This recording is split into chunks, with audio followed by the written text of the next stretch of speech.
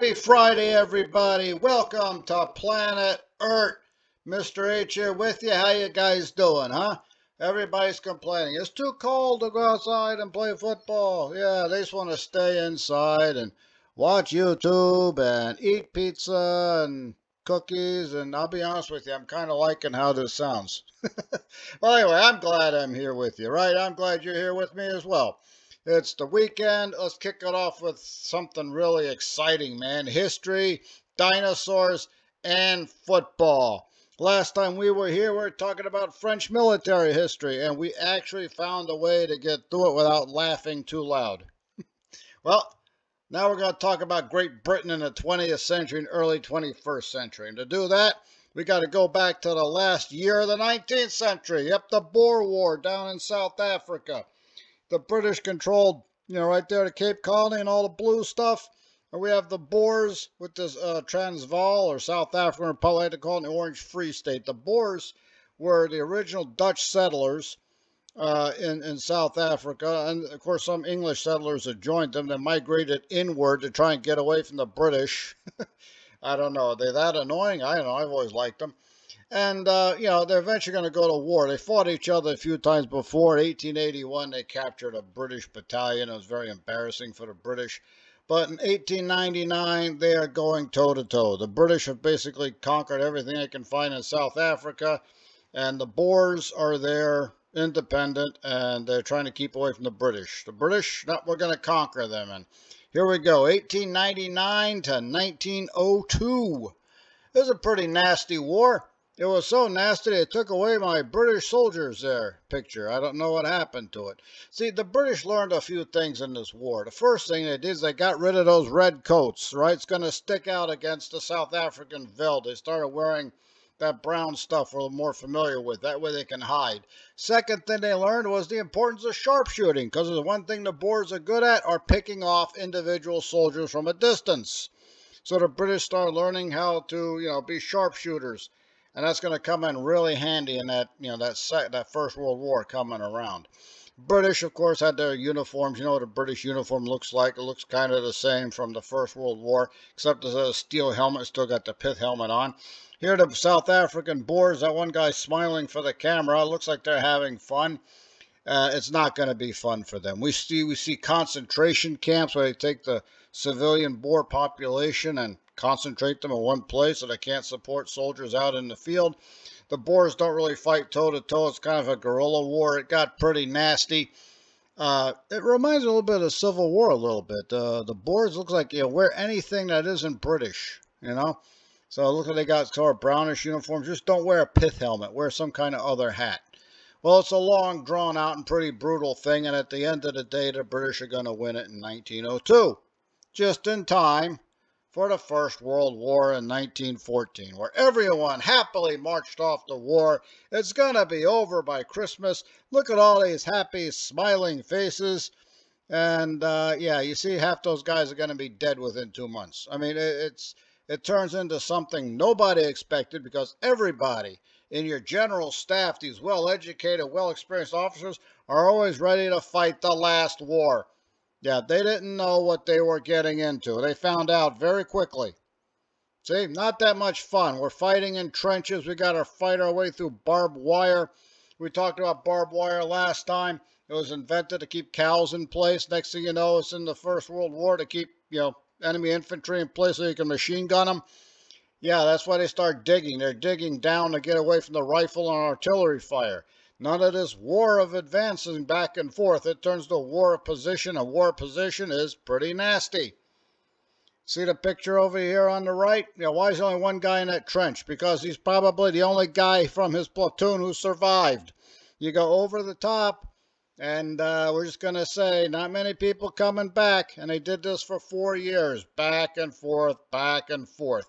They had to bail out the French. The British get sucked into this quagmire. Then the Americans have to come bail everybody out. First World War, I'm going to say Britain won, man, but you don't need a win like that.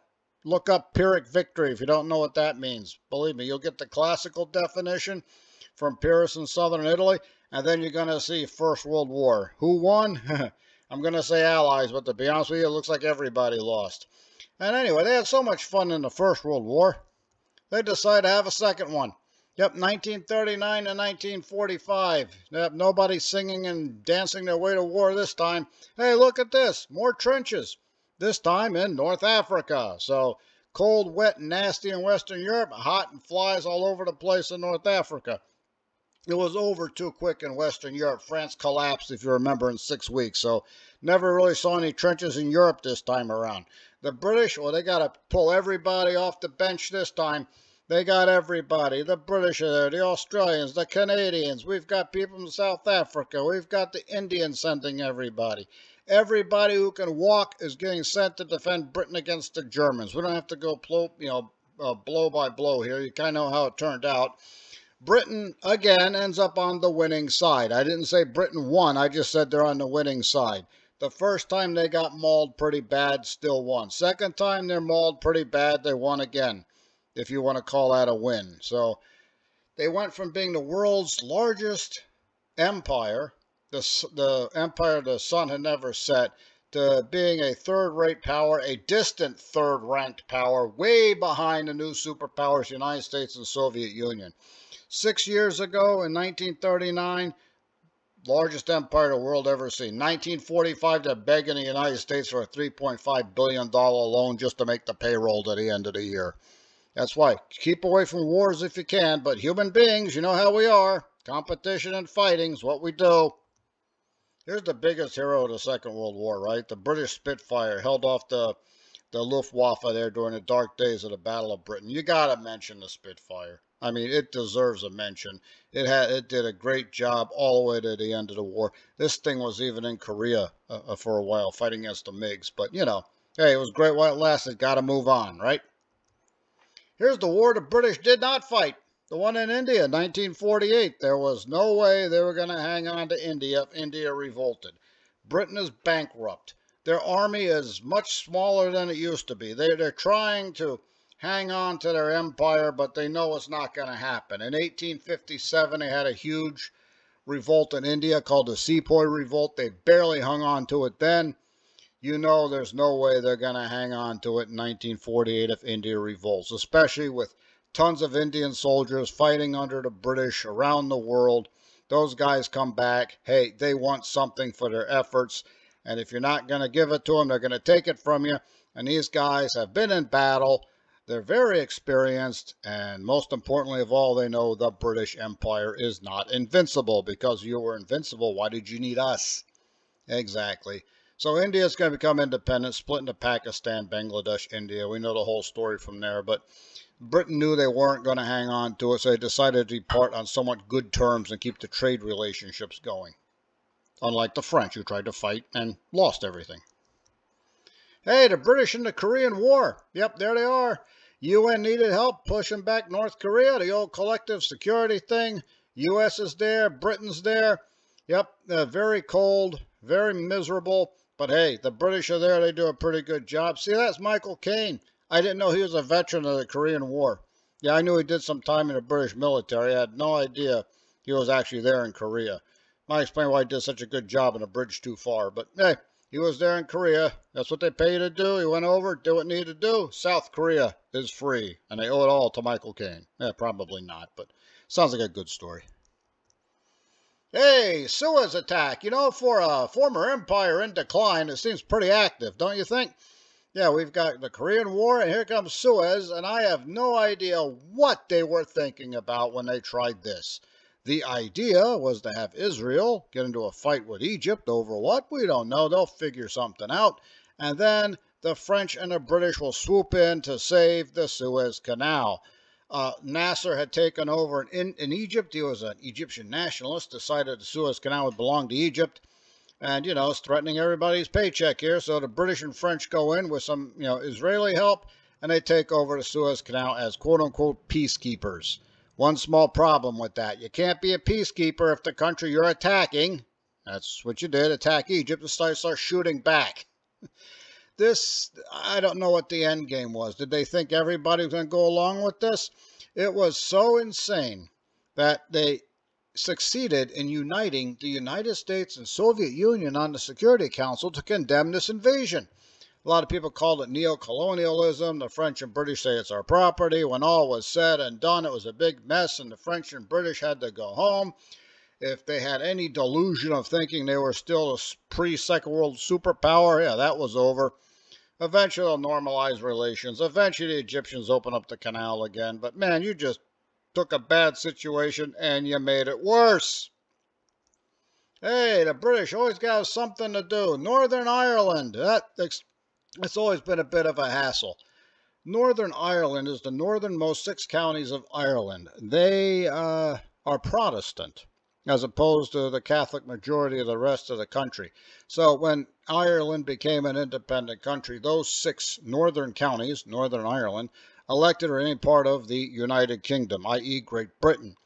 There was always some kind of sectarian violence between, the IRA and everybody, Catholics versus Protestants, that sort of thing. It finally got out of control, so in 1969, the British Army decided to become peacekeepers. Only problem was half the population saw you as an occupier, and the country to the South, Ireland, sees you as sitting on stolen land. So the conflict continued. Operation Banner from 1969 all the way to 2007. They call that the Troubles. They signed a number of agreements, the Good Friday Accords. In 1997, they finally signed a treaty, but it still took another 10 years before they finally got everything to calm down. The British still have soldiers there. Now they're just sitting in the barracks instead of actively patrolling on the streets. 722 British soldiers will lose their lives in this operation. No idea how many IRA, Protestant, Catholic militias, how many people they lost. The truth of the matter is, if we learned over and over again that this kind of operation is more of a police thing, but the police, they couldn't handle it, so they brought in the military, and the military is not equipped to really deal with something like this, even in a country where the cultures and languages are very close. It just becomes an occupying force. Nobody likes you. You got to shoot at people. You got kids hanging around corners over here. You got to aim over them. No idea where the snipers are. Can't walk in a straight line. It's just one big hassle. Well, they think they've got it controlled, but we'll see how it goes. Northern Ireland, just like the Middle East, something's always happening there. Hey, when all this was happening, the British are weak today. They can't, they don't have the same power they used to. Argentina, way on the other side of the world. We're not talking east-west. We're talking north-south here. The Malvinas, or Falkland Islands, that belonged to the British since 1833. They actually threw the Argentines off way back there in Britain's imperial heyday. And in 1982, Argentina, for a variety of reasons, some of it, trying to quell growing domestic discord, took over the Falkland Islands. Look how far away it is. There's no way the British are going to mount an expedition and take that back. Guess what? You're wrong. The British do mount an expedition, go all the way to the other side of the world, the south half of the world, and they take the Falkland Islands back. They didn't do it alone. It was not a NATO operation. Argentina did their homework. NATO operations mean Europe and North America. They are nowhere near either. The British had a lot of U.S. help. We promised them the USS Midway in case they lost their carrier to Hermes. We gave them a lot of intelligence. There's a U.S. nuclear sub cruising around down there, checking out where all the Argentine military was and relaying information over to the British. We had satellites retasked to, instead of spying on the Soviet Union, they retasked them to spy on Argentina. At the end of the day, team effort. I saw this when I was researching for that. It made me laugh. The Empire Strikes Back. And, of course, that was in 1982. And The Empire Strikes Back was in 1981. My least favorite of the old Star Wars films. I really hate those cliffhangers. Anyway, the British Empire Strikes Back. And there is the HMS Hermes. A ship I was actually visited once. Yeah, it was on tour way down in Charleston, South Carolina. I happened to be there looking at Fort Sumter. And this thing comes in and they had tours. So I've been on the HMS Hermes. So, yeah, it's not like a classic aircraft carrier, but they didn't really need a big one. Nonetheless, the Empire Strikes Back did so successfully, chased off the Argentines. Argentina has a good army. I misspelled Falklands, I just saw. Anyway, Argentina, good army, good military, good air force. But the point is, like we saw with that one show I did about Russian offensive capabilities, if your heart's not in it, you're not going to do very well. It wasn't like Argentina got invaded. They went on the attack in a place they really didn't care much about. And the British did care much about it, and this kind of sums up the whole Falkland Islands War here for you. Small bands of British soldiers capturing large bands of Argentines who didn't really feel like fighting about this stuff. In fact, didn't even keep them POWs. They put them on ships, sent them back to Argentina. Yeah. So, that ended as a big British victory. It might not have been, the great Battle of Khartoum or Kandahar, but, you take what you can get. It's 1982, right? Disco just ended. They're still recovering. Hey, the Gulf War. The Brits are there for that one. The U.S. needed some help. The whole UN decided to go against Iraq when it took over Kuwait. The British show up with these random gumdrop-looking helmets here. I don't know what that is. And look, more trenches. Trenches are fun. People love trenches. The British have a lot of experience in trenches. They show up. There's a Challenger tank over there, and they're having some fun over here out in the desert. The war was over before it even started, man. 40 days of bombing, 4-day ground campaign, and Iraq gave up. So, hey, one big glorious victory there for the Brits. Of course, they can't claim it there. We did most of the work. But we'll give them a couple points. Thanks for showing up. Good support, Rule. Kosovo, 1999. I always have mixed feelings about that. There's a monastery that accidentally blew apart. The U.S. Air Force could have got their targeting information wrong. They hit the Chinese embassy, too, by the way. Kosovo in 1999, the British were there as peacekeepers, right? Experience, I guess, from Operation Banner. They spent a lot of time, as you can see, by that guy on the left just standing around. Who's the guy on the right? You can tell he's British. Just look at his teeth. That is Major General Michael Jackson. Why do I put his picture here? Well, it was a NATO operation, right, under the command of U.S. General Wesley, right? And he was the ground commander, Michael Jackson. At one point, the Russians flew in a force to Pristina Airport to act as peacekeepers. No one actually invited them, but they're back in Serbia, and Serbia's getting bombed by NATO at the time. So they walk in to try and pick up a peacekeeping position there at the airport, try to look like they're still a relevant power. And General Jackson here was ordered to evict the Russians. How am I supposed to evict the Russians? So I just hand him a notice saying eviction notice or something? Call the sheriff department? No, they told him to use military means to throw the Russians out. He tells General Wesley, I am not going to start a third world war for you. He met the Russians, they decided to hang out at the airport, and that was that. All right, so Jackson gets transferred back to the UK where he gets promoted. Wesley gets sent back to the US and gets told to retire. So who do you think came out of that one? Kosovo is, let's face it, it's a big mess. It's the Balkans. It's always going to be a mess. Hey, back to Afghanistan we go. They just can't seem to get enough of this place, the British, right? They were there in 1842. They were there in 1881, 1919. Hey, fourth trip to Afghanistan. They show up there in 2001 to support the U.S. effort after 9/11 attacks. They hung around for 13 years before they decided enough of this sick place. They've been there before. It wasn't working out. Let's leave while we still can. Yeah, looks like they knew something we didn't. But they were there. I can't blame them for that. They were there trying to help out. And I don't understand what this Libya thing was all about in 2011. Like, first of all, the British don't have enough going on in Afghanistan. And for some reason, NATO decides to launch its operation with France and Britain taking the lead against Libya in 2011 during their civil war. They revolted against Muammar Gaddafi. NATO says they're launching air campaign to quote-unquote protect civilians. I have no idea. They actually end up hitting a couple civilian targets and had a strange reluctance to investigate. I don't know why they didn't want to look into that, so obviously something went wrong.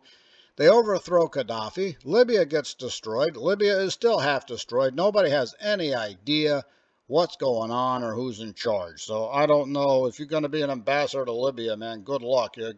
I don't even know who you're supposed to talk to. So Libya gets demolished in 2011, and we're not really sure why.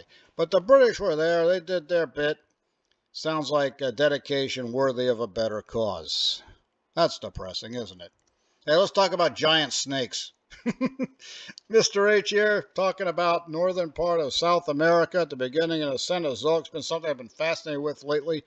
It's supposed to be the age of the mammals, but doesn't look like the reptiles got the memo. all kinds of things running around. We got terror birds. We got giant turtles like Carbonemus, and of course Baronosuchus is running around down there doing all the stuff it does. A variety of crocodiles. Yeah, mammals need not apply. And then here comes Titanoboa. It's exactly what it says it is. It's a big boa. Titanoboa. Look at the size of this thing, and that's just an idealized artist, artist view of the whole thing. Yeah, it's basically a snake, a big snake, and here's a life-size model. Look at this thing, man. If you're that close to it, you're going to have a really bad day. Look, this guy cannot even get this thing around him, man. It's just a big animal. It's very muscular. It has to be to move that weight around. Oh gosh, you really don't want to get anywhere near this thing. Here's a you guys who like graphs. A really big snake, always hungry. We're talking approximately 42 feet long. This is a reconstruction based on a 2009 estimate. It was found in Colombia about that time. Presumably a female specimen. Females usually tend to be a little bit smaller than males, but not with all species. Apparently with boa constrictors, the male is bigger, but we don't know 100% with Titanoboa. All I know is this thing is big. It's 42 feet long. Can it rear up and lift its head 7 feet in the air? I mean, it's got to be a very strong animal to do that. All of that muscle's got to pull it up. If it can do that, man, it could easily eat a human being. And even if it doesn't rear up, it can still wrap around your legs and swallow you whole. It would probably crush you, though, because, it's a boa constrictor. And the thing is just all muscle. Here's another view. Bad news, you run into this thing. Titanoboa. 60 million years to 58 million years ago. They got it backwards there. But hey, nobody's perfect. I lost my picture of the British Empire earlier. Big animal. Just big. And you compare it to a python today. Pythons get pretty big. They have one about 30 feet long. But it's just not as big. It doesn't have that mass like a Titanoboa does. And a python could kill a human being. I'm not sure it can swallow the whole thing, so he probably would stay away from you. But Titanoboa, hey man, you're just that appetizer at the buffet. This never happened. Sometimes I see pictures like this of Titanoboa fighting a T-Rex. Titanoboa, 60 million to 58 million years ago. T-Rex disappeared 65 million years ago. So these guys never met each other. But it would be a very interesting battle, wouldn't it? I'll be honest with you, I'm going to go with T-Rex because Titanoboa can wrap himself around, but T-Rex, those jaws anywhere on that snake is going to just cut it in half, man. That's going to be like some kind of lasagna for a T-Rex. Now, did Titanoboa eat crocodiles? We don't have any direct evidence, but it's certainly big enough. It could do this. It could definitely wrap up a crocodile, eat it, and swallow it head first, so I'm pretty sure this happened at some point, but we just don't have any evidence yet. We'll get around to it sooner or later. Don't you worry about it. Only problem is Titanoboa doesn't really have teeth, so it's not going to bite into it. You're not going to find a scrape mark. It's just going to swallow stuff. So I guess if we find a crocodile skeleton that's been, crushed ribs or something inside of a Titanoboa, I guess, that's probably the only way we can confirm that. How would a Titanoboa attack something? Well, we're pretty sure this animal lived in the swamps. All right, so it's swimming around in the water, so anything that goes after, whether it's a crocodile or Carbonemus or even Baronosuchus, if for some reason decide to go swimming, it's going to get attacked from below. I don't know how it's going to try and take out that big turtle. It's got the shell. Could it crush the shell? I guess it could. But it's going to be very hard to swallow that thing. Nonetheless, I think Titanoboa most of the time probably ate fish. Yeah, so it could probably swim up and swallow a fish without much of a problem. But yeah, like everyone else, sometimes, Friday, Saturday night, you want that large pizza, So instead of fish sandwich, go for the large pizza. Pepperoni and sausage. Italian sausage or Polish sausage. Kind of depends how I feel that day. So like we said, Titanoboa lives near the water. If you are anywhere near the water in the early Cenozoic in South America, stay away from the water. Titanoboa is there, right? Carbonemus might get you. Even Baronosuchus might decide to go, do a little lakeshore vacation. So it might be the age of the mammals, but nobody in Cenozoic South America knows this. As we see our little friend running away from Titanoboa, it looks like he's got a good head start, so he might have made it out of there. Lord knows what's waiting for him inland. So anyway, everybody wants to know, can Titanoboa eat a crocodile? Well, I took my phone, went on TikTok rather, grabbed a time machine from Giant Eagle, went back and took this picture for you. So that solves everything, right? You believe me, right? No, I don't think so. Good, I hope not. Because if you do believe me, I got some beachfront property to sell you in Kansas. Cash only, no receipts. Like we said, it's a swamp animal. They're not going to find this guy, out in the open country where it's going to live in a swamp. It might go in the forest on occasion, but not very far from the water. All that weight, it doesn't have any legs. A crocodile can live without water with no problem because it's got legs to support it. This thing is just too big, no legs. It's got to live in a swamp. Besides, there's more food there. Oh, here's a place that definitely was not a swamp. Buffalo. Oh, this was a painful game to watch. Buffalo jumps out to a 21-0 lead. I kind of figured it was over when Josh Allen, the quarterback, ran down the middle for a 52-yard touchdown. Yeah, it was one of those things where you keep it on in the background and you are going to play Civ 5 or read or do something that doesn't involve watching this game that got progressively worse as it went along. They came back at the end. When you're down 21-0, you're throwing the ball and they're waiting for you. It's very, very hard to get close, and they actually did get pretty close. So I enjoyed the effort, but it just wasn't enough. In this game, they had to actually postpone it because of the big snowstorm that hit western New York. Looks like everything cleared. I was kind of hoping to see snowfall and all that kind of thing, but, actually I was hoping to see a Steeler victory. So failed on all accounts. Now that leaves the Steelers' early exit here from the season. That leaves a lot of questions for the 2024 season. Like Mike Tomlin, for instance. What are we going to do with this guy? Well, they asked him if he was coming back next year. He got mad and he walked out. I'm not sure what to read. Maybe just mad about losing the game, but then I remembered that was a Thursday press conference. You lost on Monday. Should have been over by now. Came back, had another press conference, said, I'll remember not to walk off this time. He did not get an extension. He's still got a year left on the contract, so it's looking like let's see how you do this year and then talk about it. So that sounds fair. I mean, granted, he has never had a losing season, but I haven't seen a Super Bowl since 2008. So you've heard me say it before. You're going to hear me say it again. What you done for me lately? Another question is, who's going to be our quarterback in the 2024 season? Looks like got a head start on this one. We got Kenny Pickett, supposed to be our franchise guy. Got hurt out for 4 weeks. He's ready to go for the last game of the year and that playoff game. But, Mason Rudolph came off the bench, led us to 3 victories, including one in bad weather in Baltimore, and he did his best in Buffalo. So who's our quarterback next year? Coach Tomlin says going to be open competition. I guess that's fair, too. Only way to go around this thing. I think Kenny Pickett is probably our guy for the future. Mason Rudolph, he's 28. He's going to be around for a while. He might actually... Looks like he learned something. So like I said, best way to handle this, one-on-one competition. Let's see how it goes. I can tell you who's not going to be there. Probably Mitch Trubisky. A little bit of advice from your pal Mr. H here, figuring the whole thing out for you. Well, I had a great time. I'm going to go out there and play in the snow anyway. I might have to be out there by myself, but that's okay. I'll just chuck snowballs at people's windows. I'll get them to come out, right? You guys have yourself a great day. Have a great weekend. Keep it safe. And don't forget to like and subscribe. I will see you next time. Das vidanya.